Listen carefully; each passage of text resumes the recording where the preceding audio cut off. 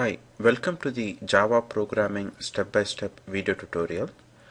The very first question that is asked is, why did Java become famous? Java became famous because it is a platform-independent programming language. So the next question that is asked is, what is platform independence? Now, if you take a language like C or C++, now you write them on top of the Windows operating system and you compile them. Once compiled, the C and C++ languages makes use of the Windows operating system resources to run. So you cannot take this compiled C and C++ code and try to run it on the Linux. So this C and C++ are not platform independent because they depend on their operating systems. So whichever platform you compiled in, you have to run them only on that particular platform or that operating system. So how did they make Java platform independent? What they did is they brought in another layer between the Java language and the operating system. The layer is called the Java Virtual Machine, or JVM for short. Now there are different virtual machines for different operating systems. Now this virtual machine is dependent on the operating system, but Java will run on top of the Java Virtual Machine. So like this. So thereby there is a layer. So you can see that they have brought in a layer between the language and the operating system, thereby making Java a platform independent language.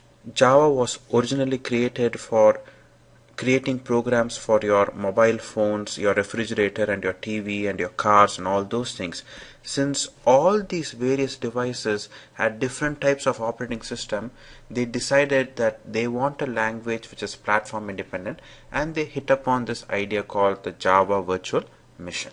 So this is the reason Java is called a platform independent language. Now in this particular course we are going to do these following chapters. In chapter 1 we are going to learn about the installation of the Java Development Kit, the Java Virtual Machine, etc., and the Eclipse IDE, that is the Integrated Development Environment. This tool is used to write Java programs. In chapter 2 we will learn the basic syntax and statements that are available in Java, including data types and operators.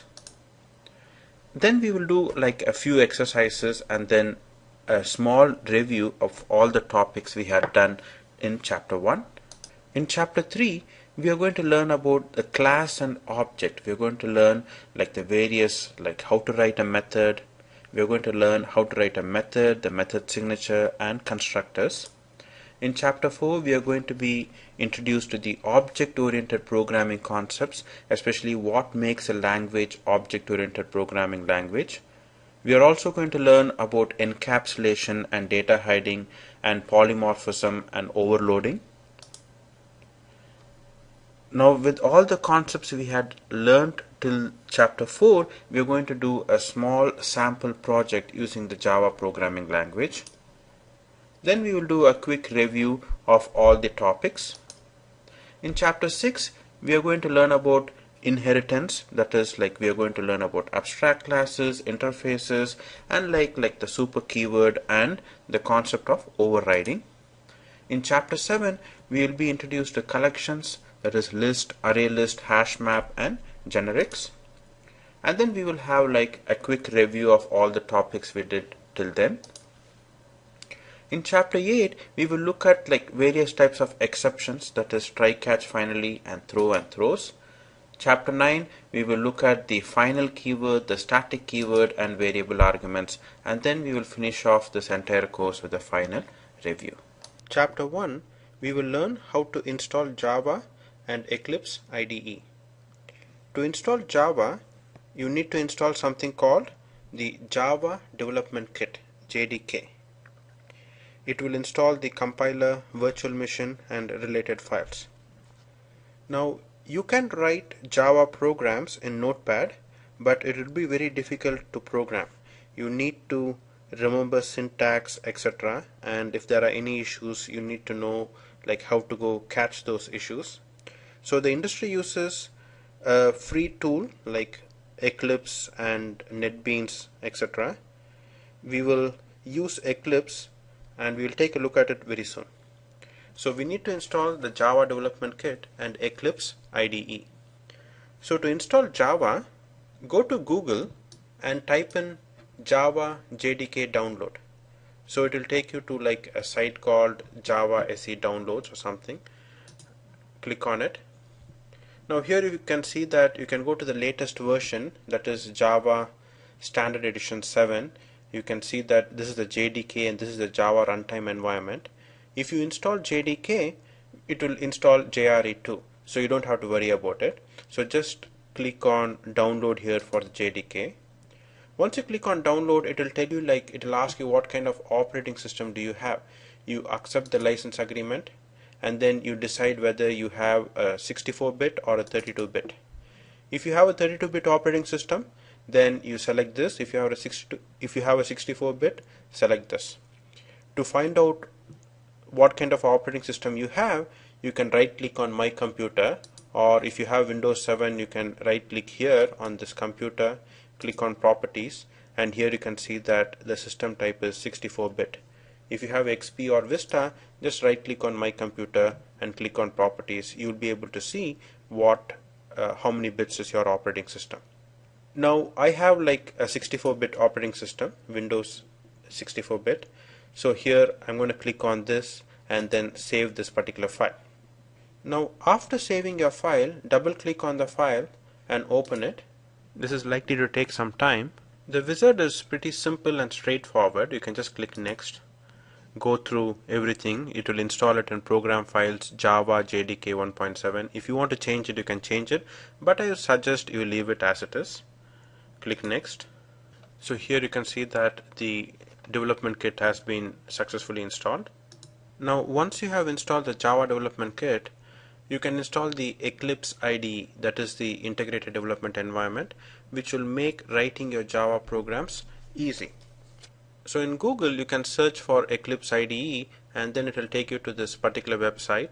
You can go to downloads, and over here you can download either like Eclipse IDE for Java developers, or you can download Eclipse IDE for Java Enterprise Edition developers. The difference between these two are, like, basically if you are going to learn about Hibernate, if you are going to learn about JSP servlets and Spring and all those things, then it is better you go for this Eclipse IDE for Java Enterprise Edition developers.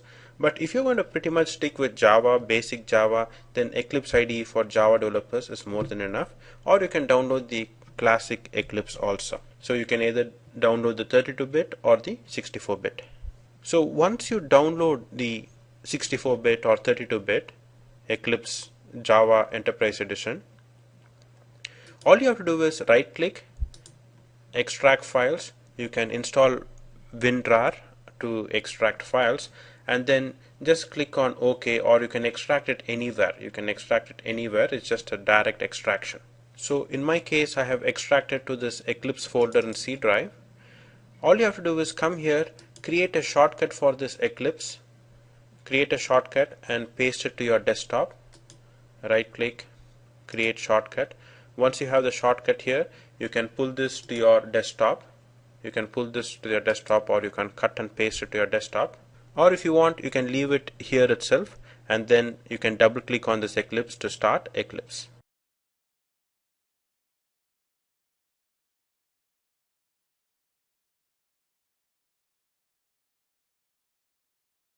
In chapter 2, we are going to learn the Java syntax by writing some small Java programs. Go to your desktop or wherever you installed Eclipse and double click on Eclipse. Now you can click on the Browse button and select any folder. This will be your workspace. I created a folder in the C drive called Learn Java. I am selecting that particular folder and I will click OK. So this C:\Learn Java folder will be my workspace. That is, all the sample programs will be stored here. And I'm going to click OK.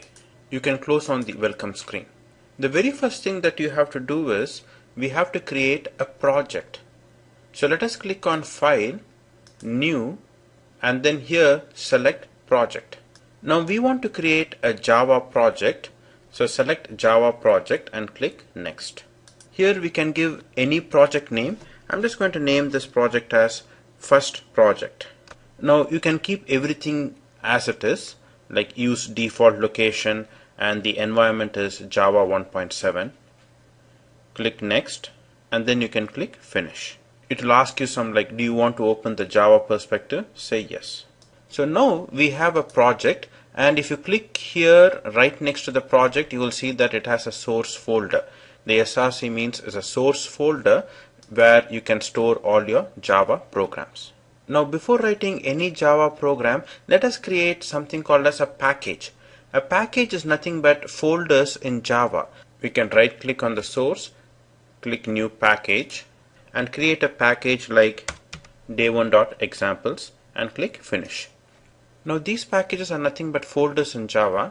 If you want to see the folder structure, you can go to the C drive that Learn Java workspace. You can go to the C drive Learn Java workspace, and you can see that project name first project, and under which we see that source folder, and under which you will see this day1 folder, and under which you will see the examples folder. So you can see that the packages that we created there basically created folders for us in the C drive. So once we have created a package, let us create a small Java program. So let us right click on a package, click on new class. Now don't worry about what a class is, we will learn that very soon, but for now remember, if you want to write any Java program, you need to create something called as a class. And let us call this class my first class.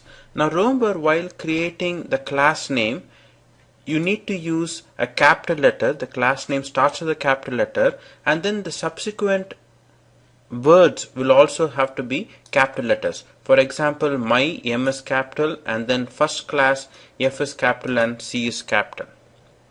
There should be no space between these particular words. It should be one word. Also, click on this public static void main. Of course, you will learn very soon about the use of all these things, but for now, just remember to create a class and then select public static void main, click finish. Now I want to increase the font size in Eclipse so that everyone can see clearly. To increase the font size, click on Windows Preferences, type in font, select colors and font, basic, text font, click edit, and here you can select a size and click OK. Now before writing any program, we have to learn how to write comments. Comments are useful in describing a particular program. For example, I want to say that I am planning to learn Java, so I want to write a comment. So let me delete these things. Now to write a multi-line comment, all you have to do is put the slash sign, asterisk, press enter. This will be a multi-line comment like this. Now I can write some kind of a description about this particular program. So here you can see that I have written some kind of a comment. Now this is an example of a multi-line comment. For a single line comment, you need to have 2 slashes. So here you can see that I have like 2 slashes and my first statement. It is a comment. You can write a comment anywhere in a class. It is not going to affect your program. Now if you want to print something to the console, the syntax is system dot. Now remember, the system keyword should start with a capital S, and when you put this particular dot, you should get some kind of a pop-up. This pop-up shows that this particular word you have typed it correctly. System dot out dot println. Then you open the parenthesis and double quotes, and within the double quotes you can type anything you want, like say hello world. Now this is the syntax to print something to the console in Java. System.out.println, and system starts with a capital S, and within double quotes you can type in anything you want. Now you can save this particular program by clicking on the save button here, and to run this program, that is compile and run this program, you can right click here anywhere in the screen, click on run as, and then click on Java application. Now you can see that the hello world has been printed here to the console.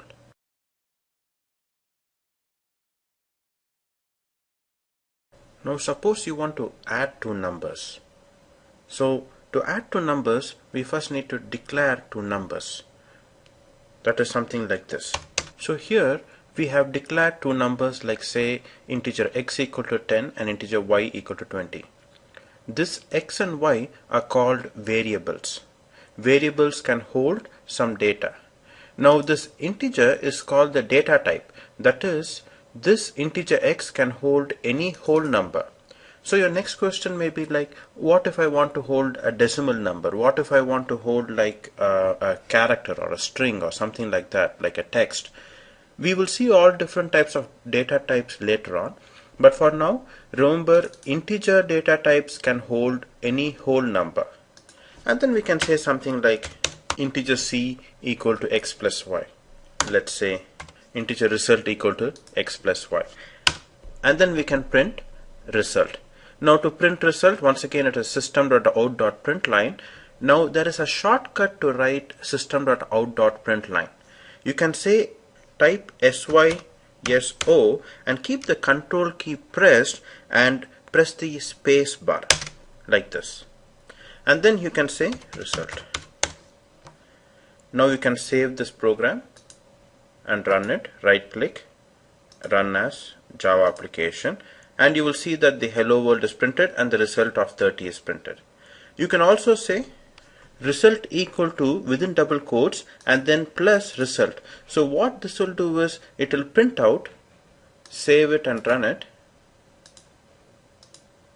So here you can see that it has printed out result equal to, and then it has concatenated. This plus sign does not add. You cannot add some text and some number. So it's called a concatenator. It concatenates this text and this particular number, and then you see the printout result equal to 30. You saw how to add two numbers, and these are the signs for subtraction, multiplication and division, and this is the modulus sign.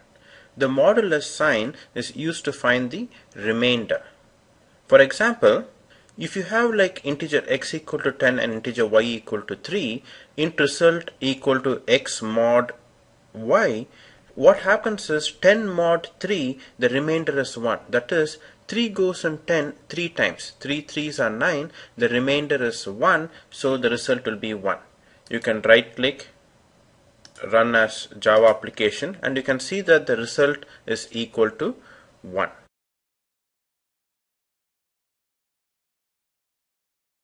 Next, let us take a look at the if statement.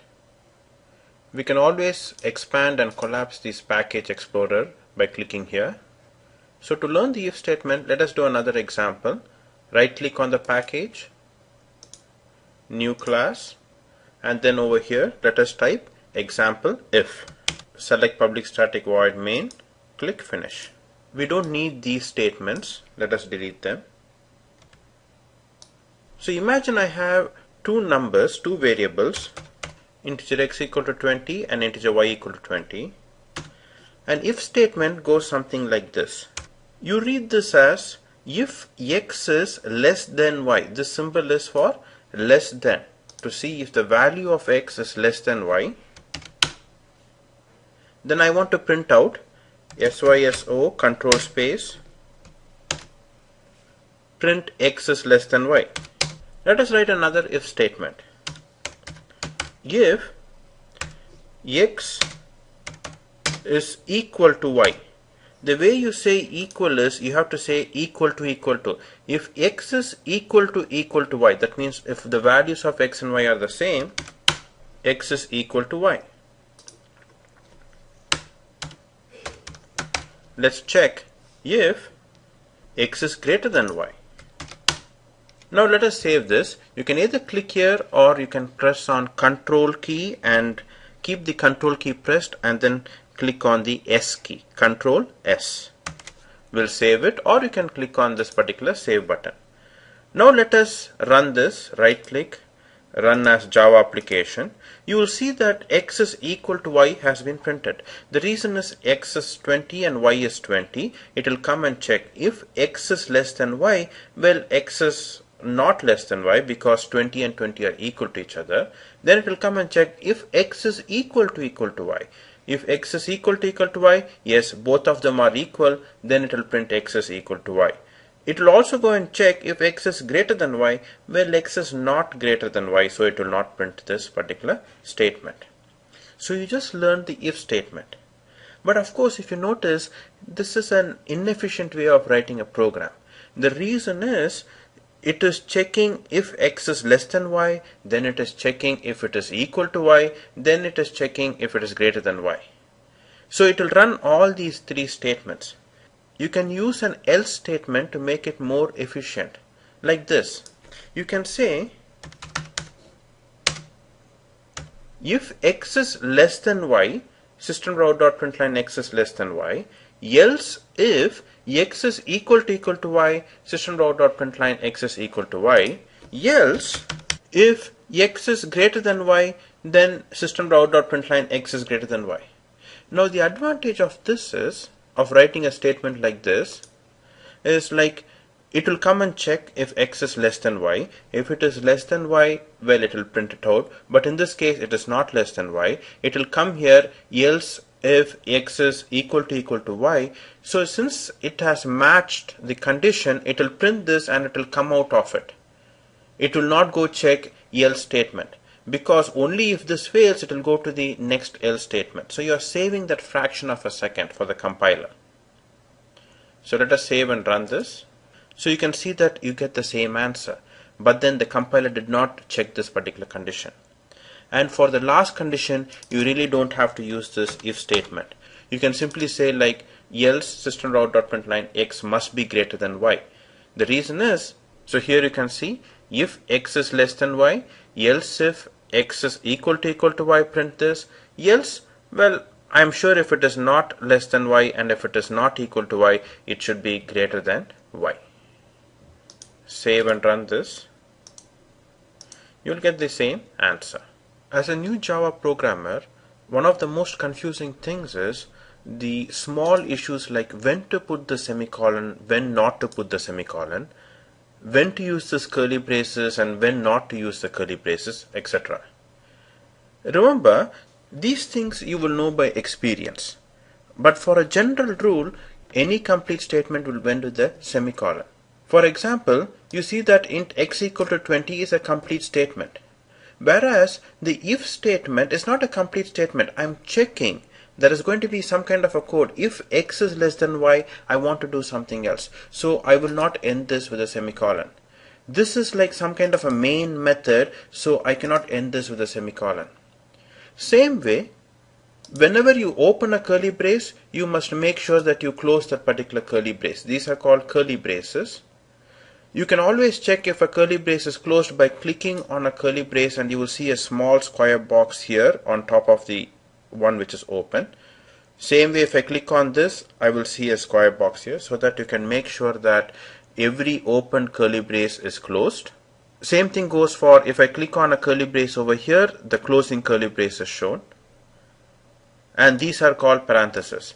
You will get more used to these syntaxes as and when we go on. This system.out.println is a statement on its own. This less than symbol here is called a relational operator. These are relational operators. You may be wondering, what are the other relational operators? Well, there are a few other relational operators. Two equal to signs is equal to, an exclamation mark and equal to sign is not equal to. This is the greater than, less than sign. This is greater than or equal to, and less than or equal to. These are used to check if x is greater than or equal to y.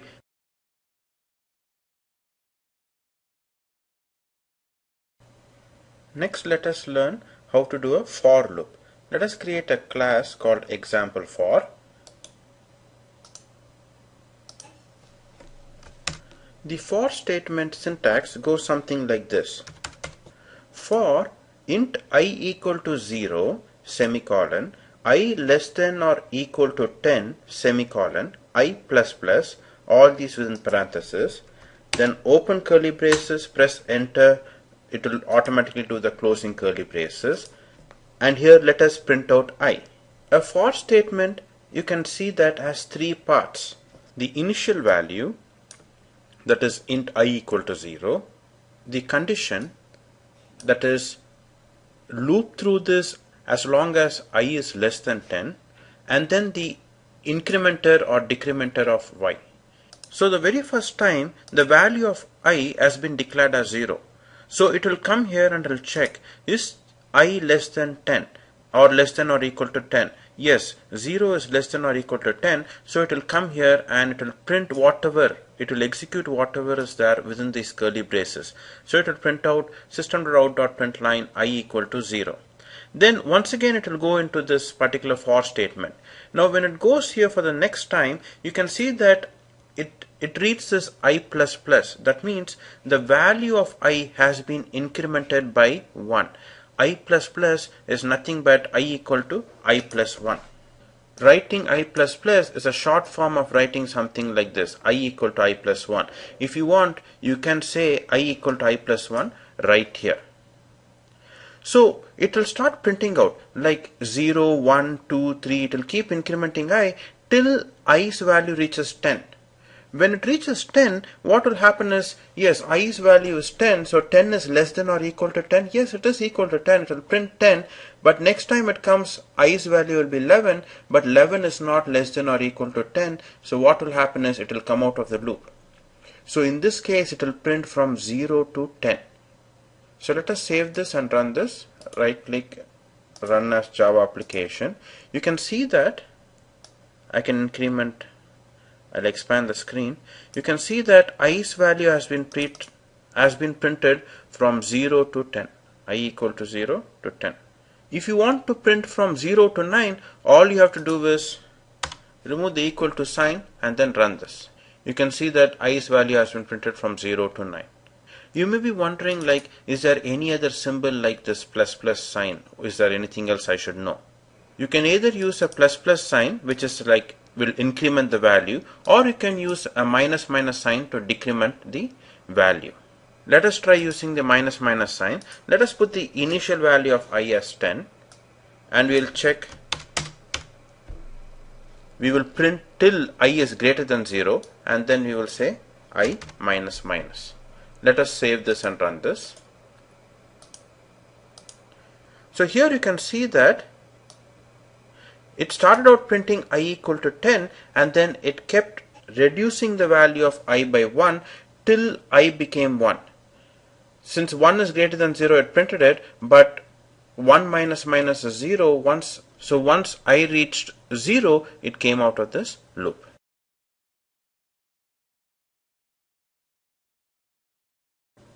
Next, let us learn about the while loop. Let us create a class. So we have a class called example while. Let us have some integer x equal to minus 10. The while syntax goes something like this. While x is less than or equal to 0, curly braces, print x. So here you have integer x equal to minus 10. While x is less than or equal to 0, well, minus 10 is less than or equal to 0, print x, and then increment the value of x. We can increment the value of x by saying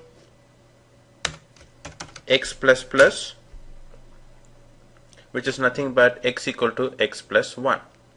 Now let us run this, save.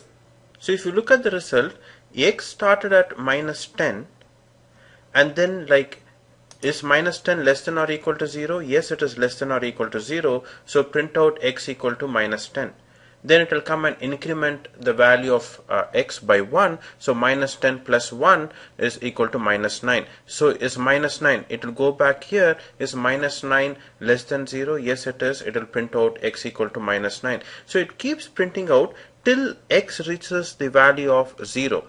Is 0 less than or equal to 0? Yes, it is equal to 0, so it will print out 0. But 0 plus 1 is equal to 1. 1 is not less than 0, so it will come out of the loop. So this is what you call a while loop. Now there are different ways to increment the value of x. You can either say x plus plus as you have written here, or let me comment this and type x equal to x plus 1. This is another way of incrementing the value of x. This will also work the same. Let us save and run this. You can see that there is no difference. And there is another way of writing this too. When you have something like x equal to x plus 1, you can also write it like this: x plus equal to 1. So this means x equal to x plus 1. Let us run this. So you can see it's the same answer. So different styles of writing it. So just remember, plus equal to means x equal to x plus. Let us change this number to 2. This means x equal to x plus 2. So here you are incrementing the value of x by 2. So you will get printouts like minus 10, minus 8 and minus 6. You may be wondering, is there any other symbol like this? So here you can see that you can either use plus equal to, which says x equal to x plus whatever number. It is called an addition assignment. You can also do minus equal to, or multiplication equal to, or division equal to, and mod equal to.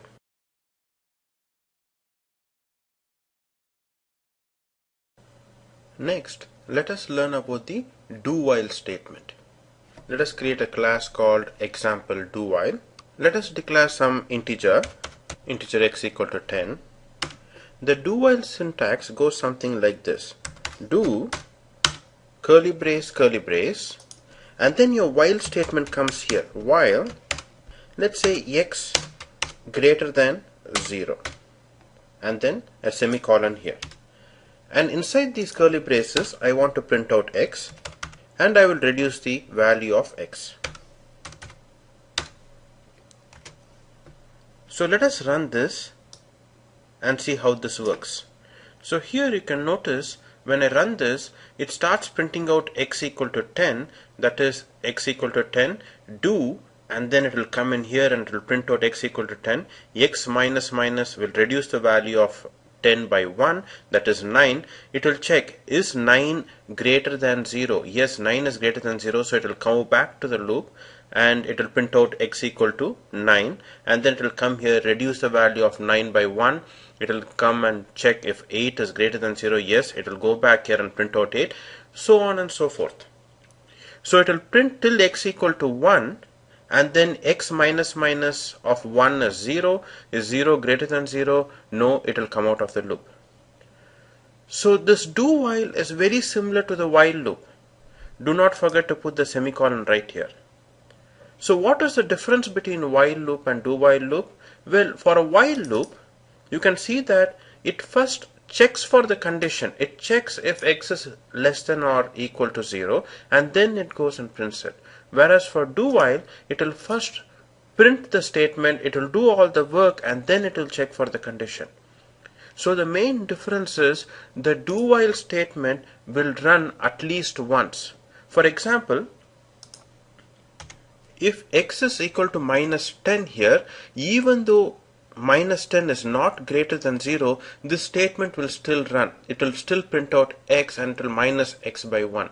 So when I run this, you can see that I have x equal to minus 10 printed out. So even if this while condition is false. Whereas for a while statement, if I make this 10, it will not print this even once. You can see that, well, 10 is not less than 0, so it will not print here. So do while statement executes the block of code at least once.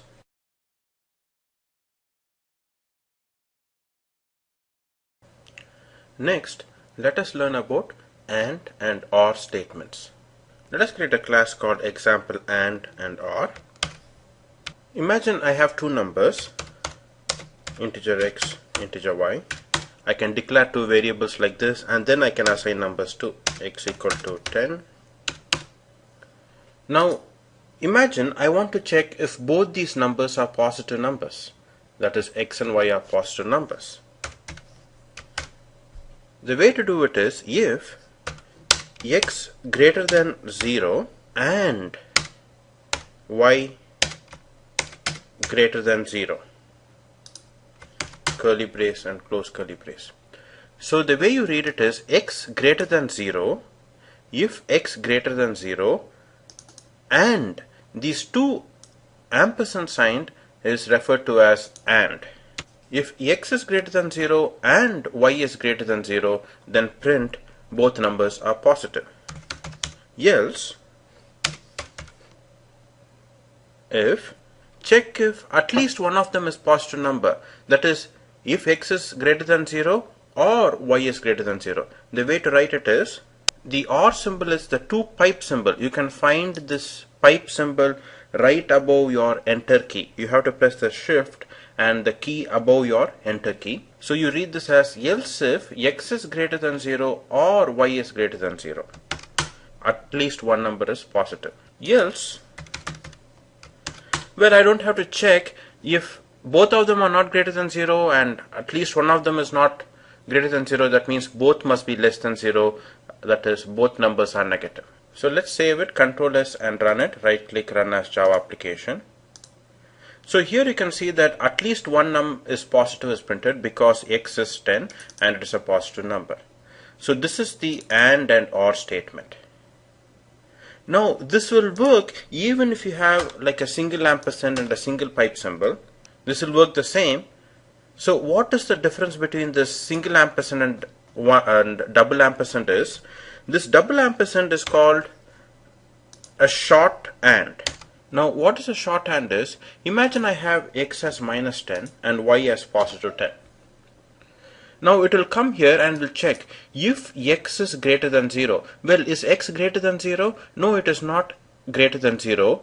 So what happens is this, if this condition fails, a shorthand will not even bother to look at the other condition because both the condition must be true for AND to work. AND is this x must be greater than 0 and y must be greater than 0. But if you have like two ampersand sign, it will know that it is useless to go look here at this particular condition here. The reason is, well, x fails, so it doesn't matter if y is positive or not. If you have like one ampersand symbol, what happens is it will check if x greater than 0. Well, no, it is not greater than 0, but even then it will go and check if y is greater than 0. You may be wondering then why use this single ampersand at all? Well, the single ampersand is used for bit operations, which I think you can read up on your own at a later stage.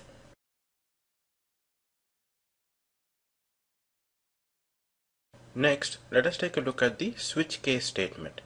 So let us create a new class. So imagine I have a variable like j equal to 2. The switch case statement is written like this. Switch within parenthesis j, curly braces, close curly braces. Then you create various cases like this. Case 0 colon system.out.println value is 0. And then say break. Create another case. So here you can see that I have created various cases. Like I have a int j equal to 2 and then I have a switch j and then I have like case 0 which will print out value is 0 and then there is a break, case 1 value is 1 and so on. And then at the end I have something called as default and it prints out no value and then break. And then I close the particular curly braces over here. This curly braces, I close it here. Now let us save and run this. So when you run this, you get the value as 2. Value is 2 is printed. So you can see how the switch case works. When the compiler reaches this particular point like switch j, then it will look for a case which matches the value 2. So since this particular case matches the value 2, it will execute all the code in this particular block of code before the break is hit. And then it will reach this break and it will come out of this particular switch statement. If you do not have this break statement, then what will happen is it will fall down to case 3 and it will print out value is 3 also. So it will print out value is 2 and value is 3. I can save and run this, right click, run as. So here you can see that if I run this now, value is 2 is printed and then value is 3 is printed because I had removed the break statement. Now suppose there is some value like say 5 and we don't have any of the matching cases. In this case I have no case 5, so in those cases the default case will be executed, that is no value will be printed. Since Java 7, you can also use strings in switch case statement. Before Java 7 you cannot use string. String is used to hold any kind of a text. So let us modify this to use strings. String j holds a text as 2. So now let us say case 0, 1, 2. And you can see that I have also changed all the cases to like strings. Now if I run this, you can see that value is 2 is printed. So you can also use string in these switch case statements.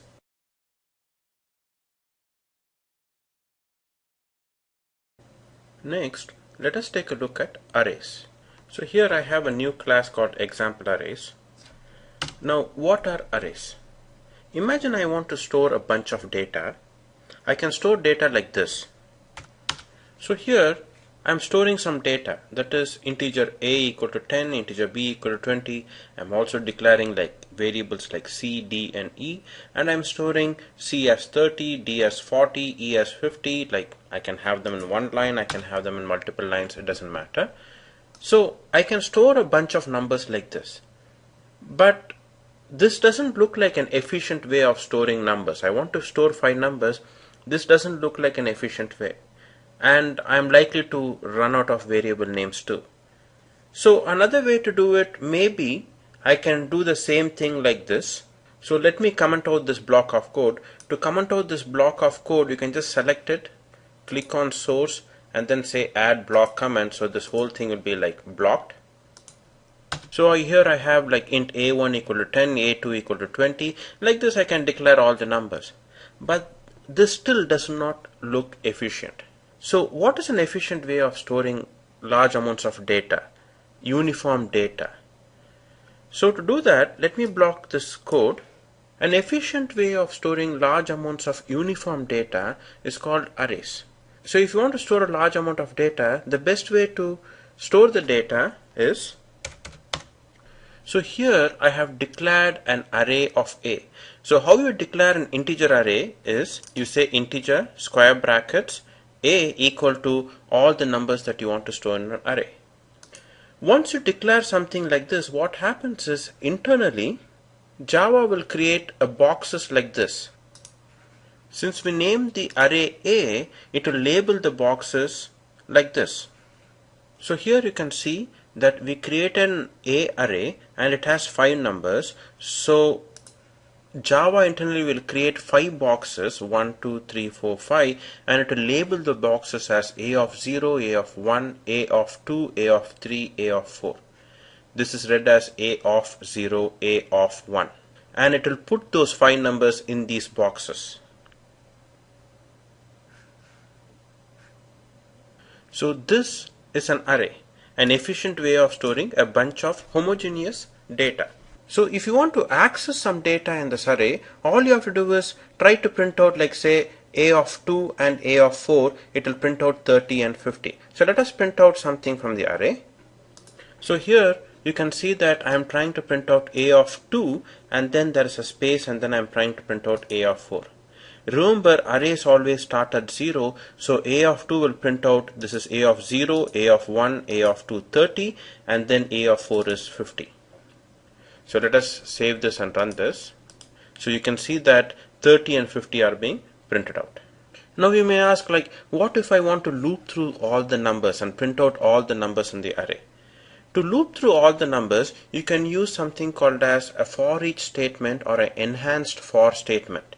The way to write a for each statement or enhanced for statement is for Now the data type of the array, whatever the data type of the array, in this case the data type of the array is integer, some temporary variable,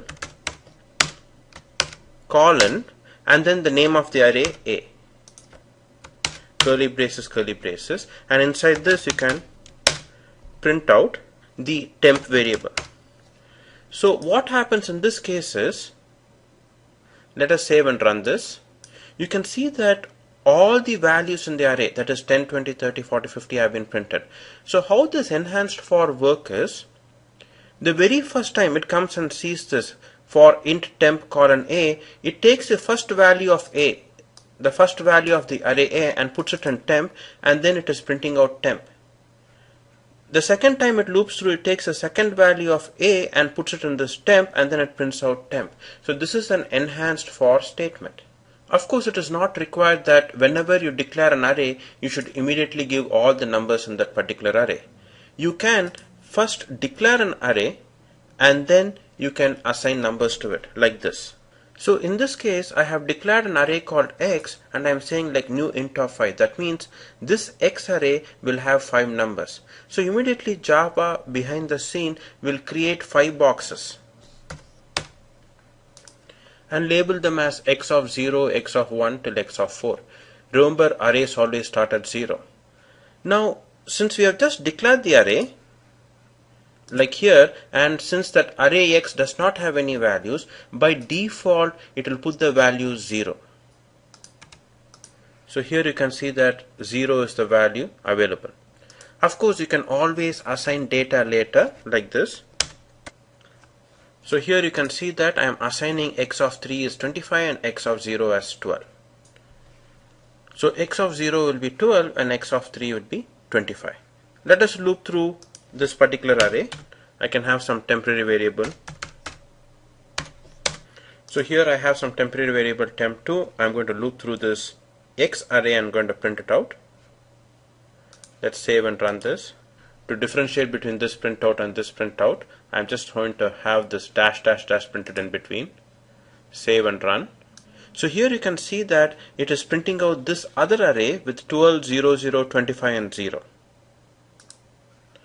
12, 0, 0, 25 and 0. The zeros are default if you don't give any values for an integer array.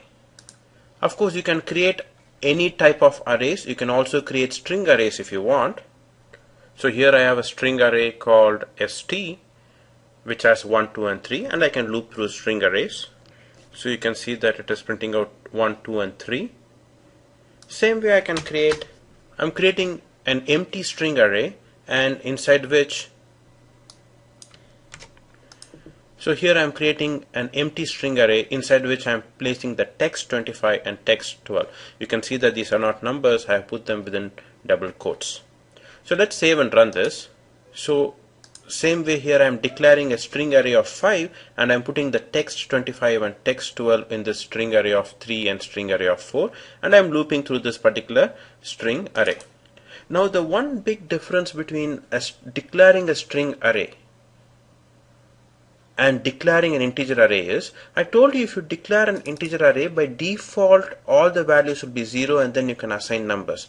But for string array, the default is null values. The default is null values. So here instead of zeros, you're going to have null values and null here. And when you save and run this, you can see that 12, null, null, 25 and null are being printed.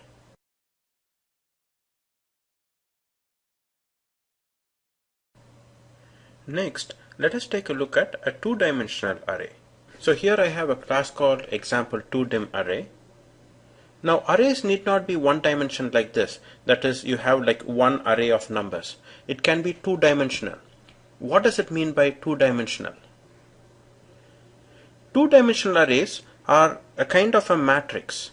So here you have like columns, column 0, column 1, column 2, and then rows, that is column row 0, row 1, row 2 and row 3. Two-dimensional arrays, you can label them. That is, here you have like a 2dim array of 0, 0, that is the 0 row and 0 column. This box is 0 row first column and 0 row second column.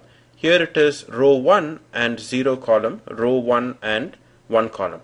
And in these boxes you can assign numbers, and this would become a two-dimensional array. So how do you go about declaring a two-dimensional array and assign values?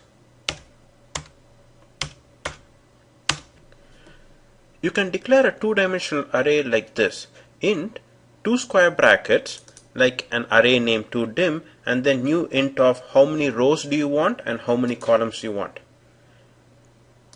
Here you can see that I want 4 rows and 3 columns.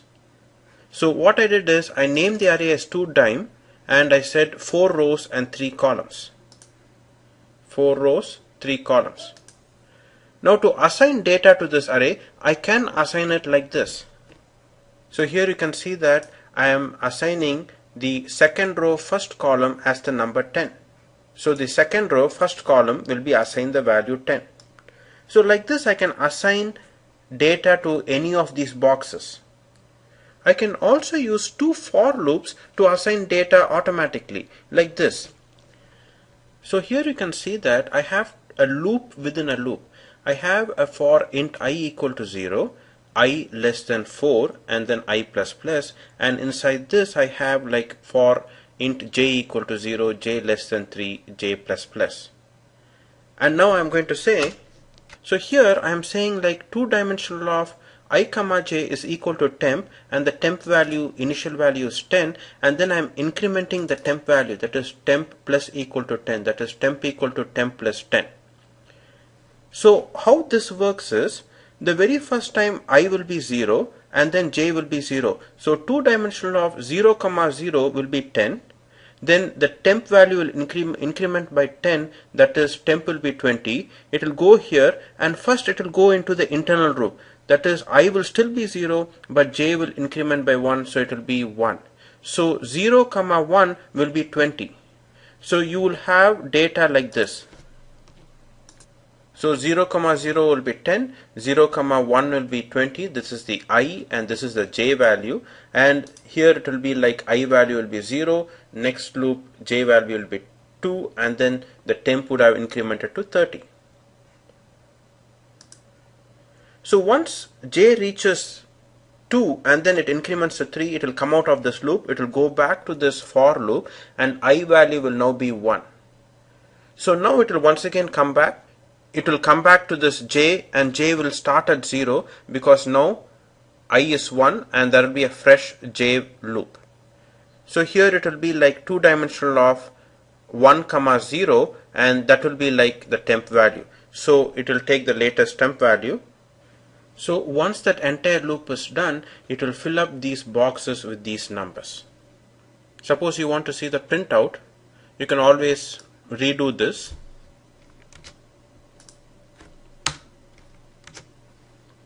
And here, instead of assigning data, let us print it out. So I'm going to print out the two-dimensional of I comma j, the two-dim of I and j, what we declared here. So if you run this, you can see that all the numbers are printed from 10 to 120. 10 to 120. Of course, you may feel like I don't want everything to be printed in one line. Can we print it like a matrix? Yes, you can. Remember, the print line will always print in a new line, but you can use the print statement. The print statement will print in the same line. So what I'm going to do is I'm going to say system.out.print, print the number, but then the print statement will keep printing without creating a new line. So every time j loop ends, I want to print a new line. So I'll print an empty line like this, system.out.print line, and then I'll just leave it. So now let's run this. So here you can see that it has printed like a matrix, just like what we have drawn. 10, 20, 30, 40, 50, 60, and so on. So this did not print in a new line. It printed the two-dimensional of 0, 0, then the space, that is 10. And then the next time 0 and 1 and then space. But once the j got over, before going back to I, it printed a new line. So it came here and then it started printing 40, 50 and 60.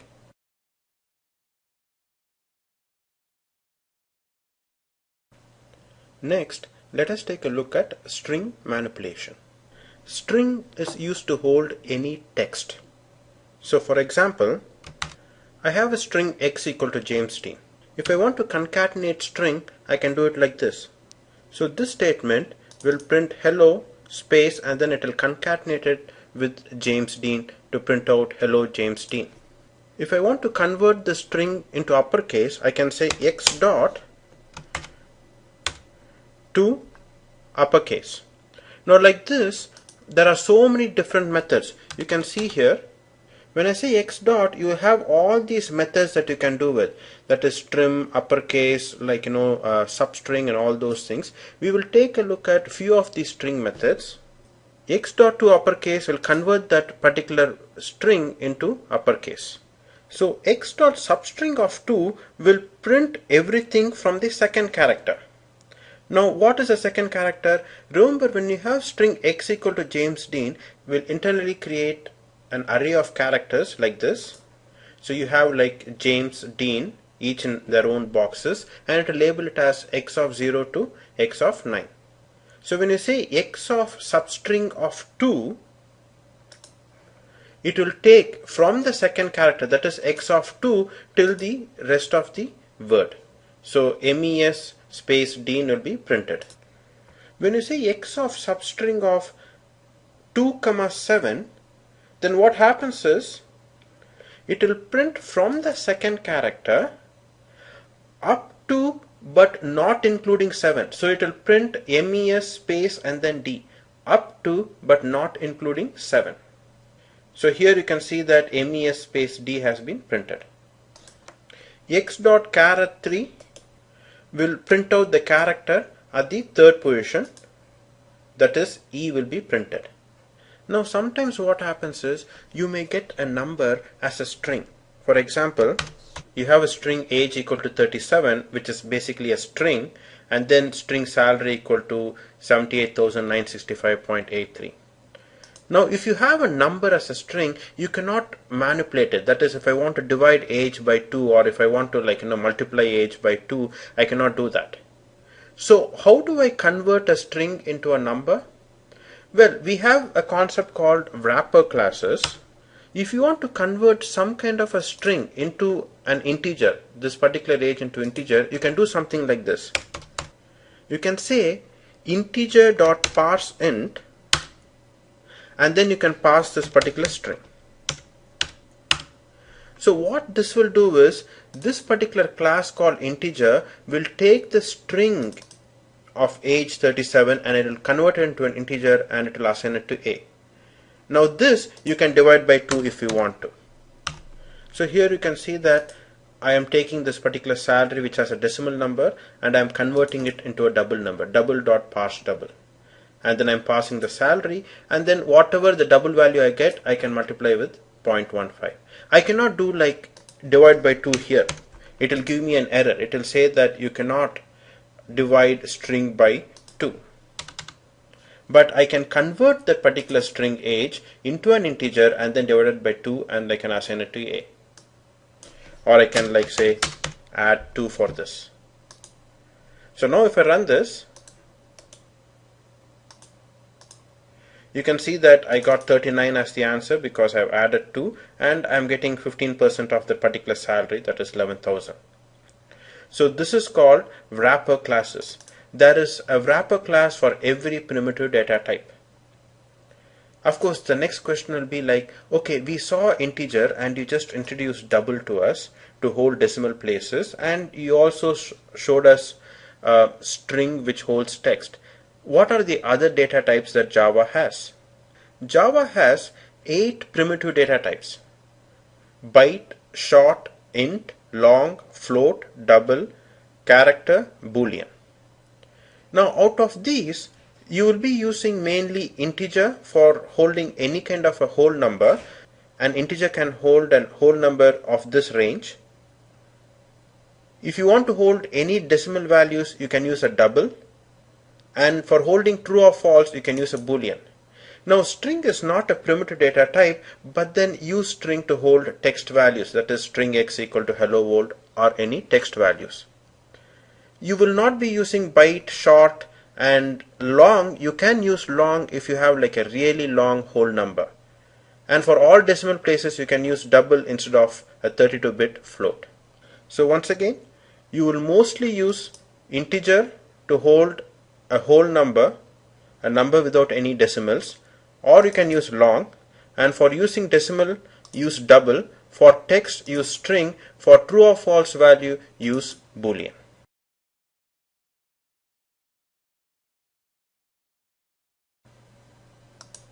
Let us do a quick review of all the concepts we have learned till now. Our very first example, we learned how to do a print statement. To print something to the console, you use system.out.println, and then you can put anything within double quotes and it will print it to the console. Same way we learned how to declare numbers like integer x equal to 10, and then we learned how to add numbers or like multiply or the mod. Mod is basically how many times does 3 go in 10. 3 goes in 10 3 times, so the remainder is 1, and the x mod y, it will print out the result as 1. Next we learned about the if statement. We had two numbers x and y. If x is less than y, print out like x is less than y. Else if x is equal to y, print out x is equal to y. Else system.out.println x is greater than y. Then we learned the for statement. A for statement has three parts. First is the initial value, then the condition. The condition must always be true for this for to be executed, and then the incrementer or decrementer. So in this case, I am going to print the initial value of I equal to 10. So it will check, is 10 greater than 0? Yes, it is greater than 0. Then it will go and print out I equal to 10. Then the next time it comes over, it will reduce the value of 10 by 1. I minus minus will decrease the value of 10 by 1. So this one will print from 10 up to 1 but not 0, because it will stop when it comes to 0. Then we saw the concept of while loop. A while loop will first check for the condition and then execute the block of code. So in this case, x equal to 10, as long as 10 is less than 0, it will execute this. In this case, it will not, 10 is not less than 0, so it will not execute. So you can see here, this will not be executed. But if you say as long as 10 is greater than or equal to 0, it will execute, and then here you are incrementing the value of x, or you can decrement the value of x if you want. So you can see that it has printed minus 10, it is 0 less than 0, and then you are incrementing by 2. Then we saw the concept of do while. Do while will first execute the block of code and then it will check for condition. So in this case, I have x equal to 10, it will execute that x equal to 10, and then it will reduce the value and it will keep looping till the value of x is greater than 0. So the advantage of do while is, even if the condition is false, it will execute this block of code at least once. So that is the difference between while and do while. Next we saw the concept of switch case. We can use like integer, double, or string. From Java 7 we can use string for the switch case. Switch case is like you have some kind of a data like string j equal to 2, and then switch j, it will look for a case that matches this particular string. So case 2, it matches this particular word 2, so this particular block of code value is 2 will be printed, and it will break out of this particular switch case. If you don't have the break, it will fall down to the next case and it will start printing here. If none of the cases match, then the default case will be printed. Then we saw the concept of and or statement. That is, if you have like two conditions and both the conditions have to be true, that means you can use the and. That is, if x is greater than 0 and y is greater than 0, then print both numbers are positive. If either one have to be true, then use the or statement. That is, x is greater than 0 or y is greater than 0, then print out at least one number is positive. We also saw the concept of arrays. So basically, if you have like some kind of a data, same data, and you want to store them, you can use an array. So this is an integer array of a, so which will be used to store an array of integers. It will create boxes and it will put them as a of 0 to a of 4. and you can access those data by saying a of 2 and a of 4. If you want to loop through an array, you can use an enhanced for or a for each loop. You can say like the data type integer, put some temporary variable, colon the name of the array a, and then you can print out temp.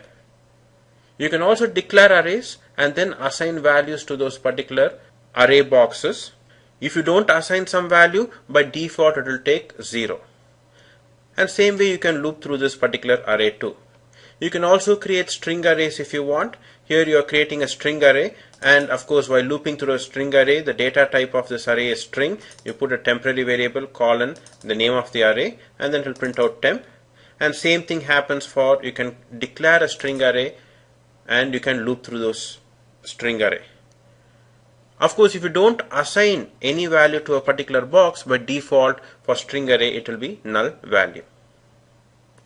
You can also create two-dimensional arrays. Two-dimensional array is a matrix, that is, it will have 4 rows and 3 columns, so you have like two-dimensional array.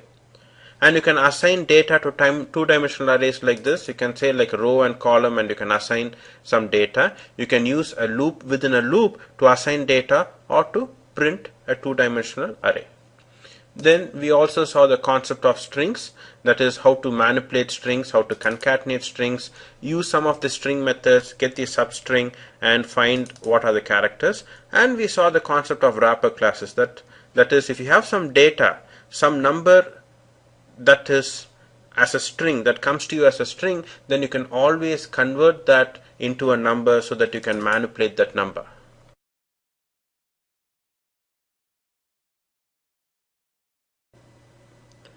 Now let us try a few practice exercises. Let me create another package. Right click on source, new package, and then let me create a package called day1.exercises. And here I can create a new class called exercise A. Right click on the package, new class, exercise A, public static void main, click finish. You can view these packages two ways.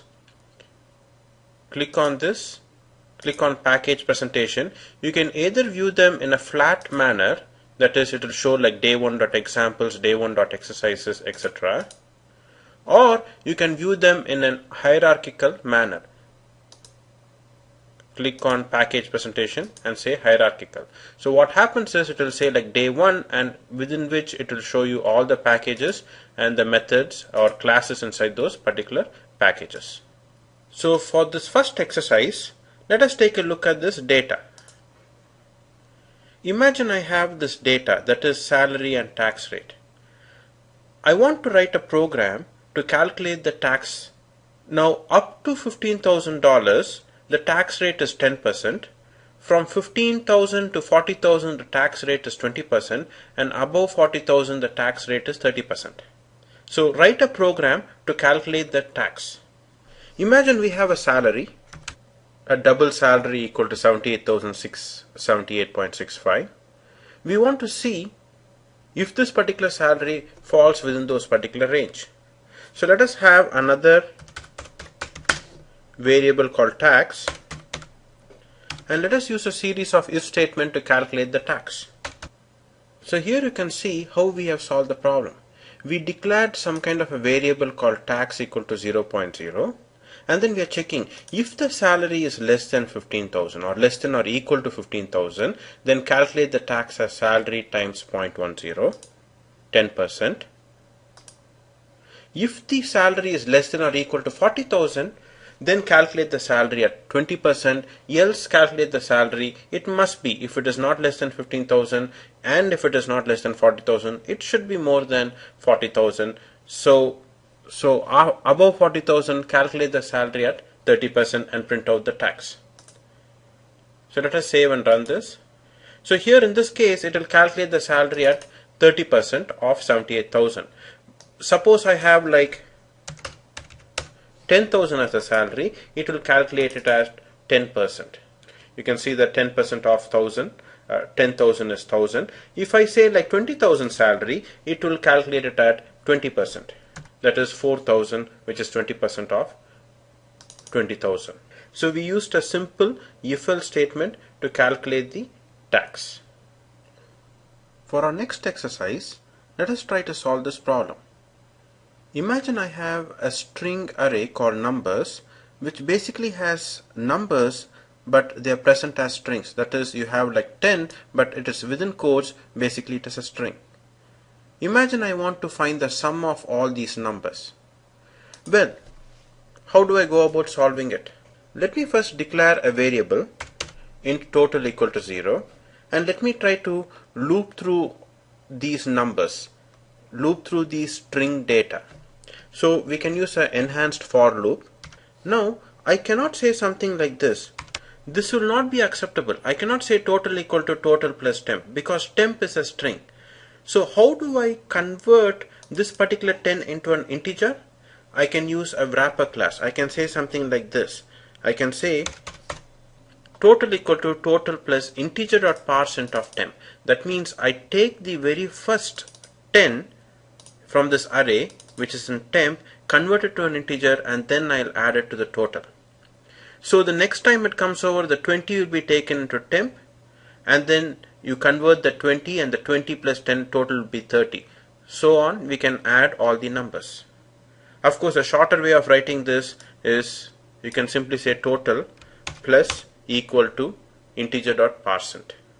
And once we are out of the loop, we can print out total equal to total. Of course, don't try to print it within this particular loop because every time it loops through, it will print it again and again. Let us save and run this. So you can see that the total is 100 has been printed. For our last exercise, imagine I have a string a equal to hello world. I want to print out the word world in lowercase. Now how do I go about doing that? I can use a print statement, and I can say a dot substring of. Now if I want to print out world, I can say like substring of 6. The reason I have to use 6 is h is 0, 1, 2, 3, 4, the space is 5, so everything from 6. I want to print out everything from 6, so I will say a dot substring of 6. So when I save this and run it, you will notice that the word will be printed, but you can see that the W is in capital case. I want everything in lower case. So if I want to convert this whole thing into lower case, all I have to do is put a dot here and then say to lower case. Now you can save it, Ctrl S, and then run it. Now you got the world printed all in lower case. So with this, we end our day 1 exercises.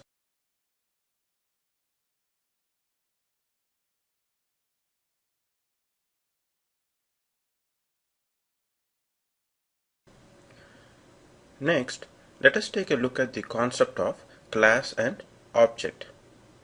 Now, if you have done any kind of programming, like Fortran or COBOL, and you are given a problem like calculate the total pay of an employee by adding their salary and bonus, how would you go about doing it? So we will have something like this. So given a situation where we have the employee salary and bonus, we will like add up the salary and bonus and then print the total pay. Or if you have done some COBOL or Fortran, we may call a method or a subroutine here. So here if you notice, we are taking the input of salary and bonus, and then we are calling some kind of a function or subroutine to calculate total pay, and then this function will calculate the total pay, and then we will print the total pay. So this used to be the old way of writing programs, a kind of a top-down approach. The program starts at the beginning here and then it ends here, and then you run this program again and again for various employees. Like for an employee like Alex, we will take a salary and bonus, we will call this function which will calculate the total pay, and then we will print the total pay for Alex. For Linda, we will run this program again, we will get the salary bonus, and then we will call a function to calculate the sum of salary and bonus, and we will print the total pay. But in object-oriented programming, the same program of calculating total pay is written in a different manner. In object-oriented programming, there is first something called as a class. Now, don't worry about what a class is. Now, this class will have those two data, that is salary and bonus. And then it will have this function, or what they call a method, which will calculate the total pay by adding the salary and bonus. So here you can see that what happens is there's a class called employee, which has like two data, that is like salary and bonus, and then it has like a kind of a method which will add up the salary and bonus and print the total pay. Now in some other place we will have some kind of a main method where we will create employees like this, like employee Alex, Linda, John.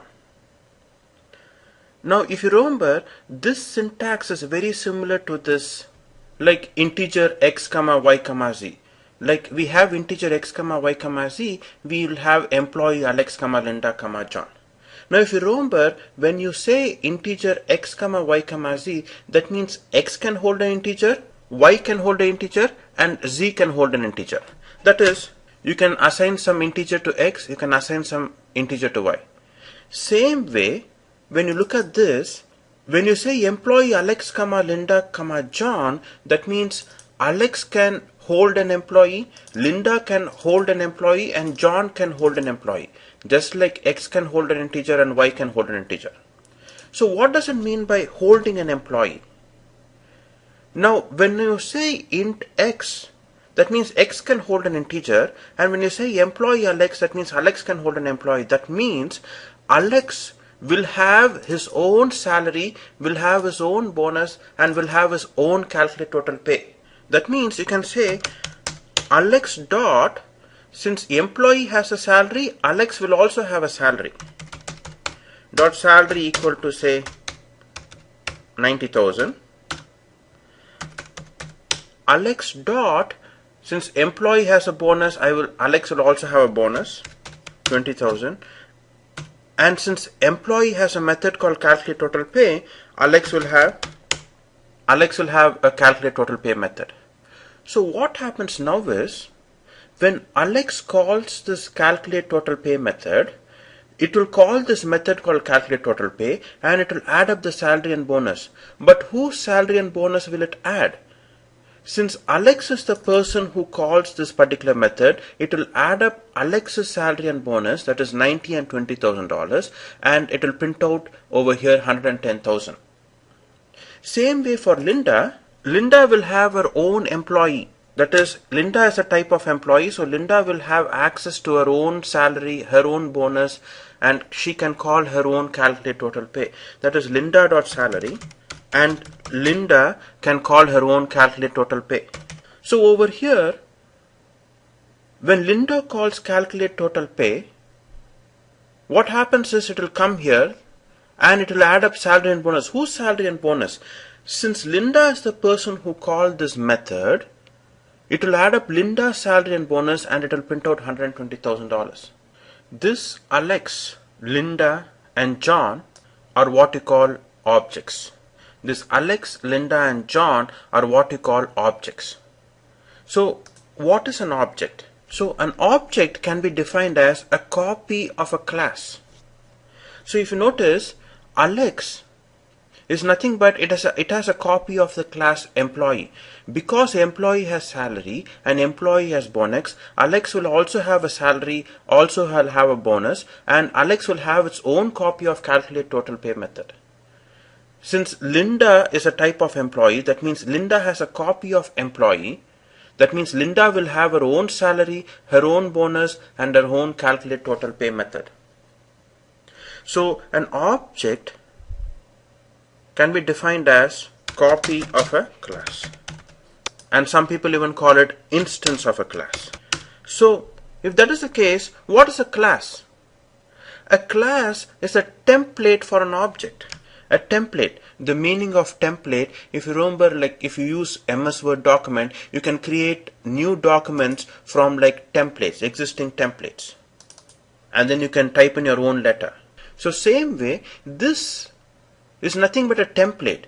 You create copies of this class employee and then you assign your own data for each and every object.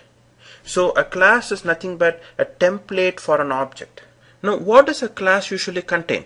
This is called data. This double salary and double bonus is called data, and this is called a method. So a class usually contains like data and methods. It will have multiple data and multiple methods. So a class contains data and methods.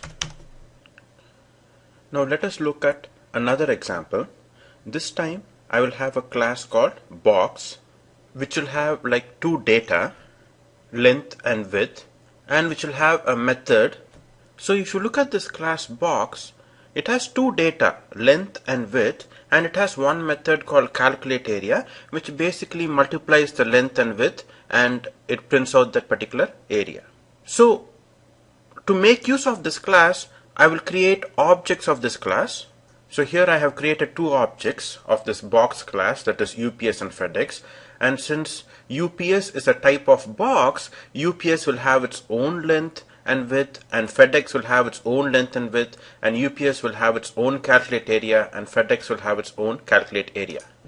So here you can see that UPS, since it is a type of box, UPS will have a length and I'm assigning 10, and UPS will have its width assigned as 5, and when UPS calls calculate area, it will multiply the length and width and it will print the area. But whose length and width will it call? Since UPS is the one which called this method, it will use UPS's length and UPS's width and it will print out 50. The same thing when FedEx calls calculate area, it will use FedEx's length and width and it will print out the area. So this UPS and FedEx are called objects. So what are objects? Objects are nothing but copies of this class. Each and every object has a fresh copy of this class. It has a fresh length, fresh width, and a fresh calculate area method. And a class has data and methods, and it is a template for objects. So let us try out the two examples that we saw. That is the employee class and the box class. Now let us create a package called day2.class and object.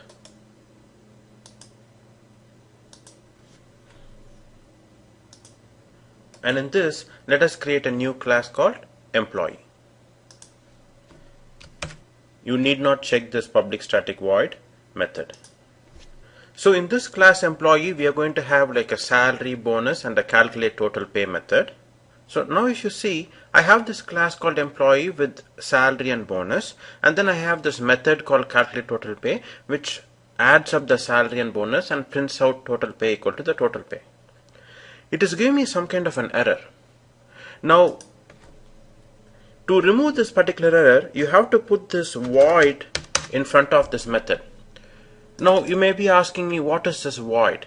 We will learn more about this void and return type later on, but for now, remember, this particular method is printing out something right here. It is not returning this any value. This method is not returning any value.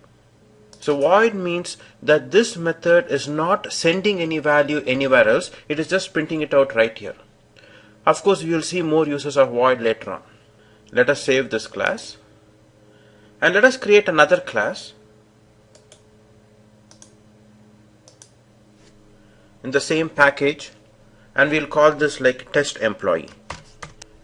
And here, let us select public static void main.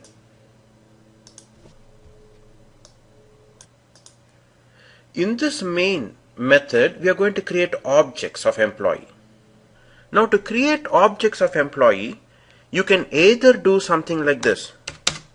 So to create objects of employee, you can either do something like this, employee Alex, Linda, John, and then we can initialize each and every object. This is a requirement, you have to do this. Or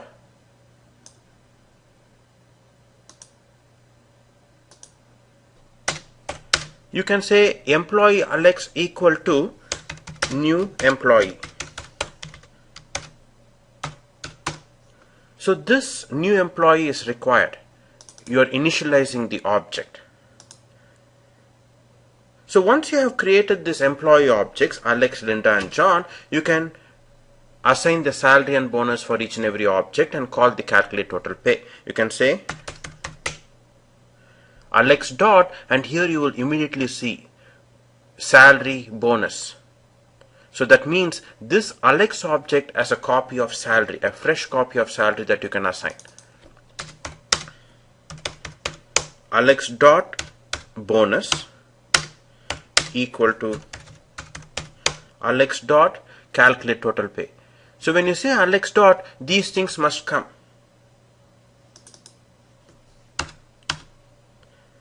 Now when you run this, save it and run this particular main method, right click run as Java application, you will see that the total pay of 110,000 is printed. Same thing goes for Linda. So Linda has her own salary, her own bonus, and Linda can call her own calculate total pay.